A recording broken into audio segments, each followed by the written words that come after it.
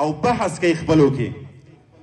بیبي فاطمه رضی الله عنها بیبي عایشې رضی الله عنها ته فرمایي چې دی مور ده، ورته وایي چې اما جان زه له تا نه غوره یم.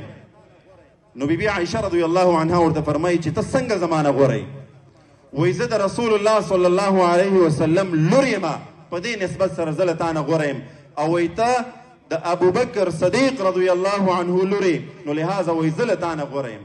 ام المؤمنین حضرت عایشه رضی الله عنها ته الله ډېر یو ناشنا علم او فهم ورکړی او ورته په جواب کې وایي چې نه لورې نه، زه له تا نه غوره یم. وایي څنګه له ما نه غوره یې؟ وایي زه د سرور کائنات محمد عربي صلی الله علیه وسلم بیبي یم، او وایي ټولو اعمالو ته اعتبار نشته مګر د هغې خاتمې ته، انما الاعمال بالخواتم. وایي هغه څنګه؟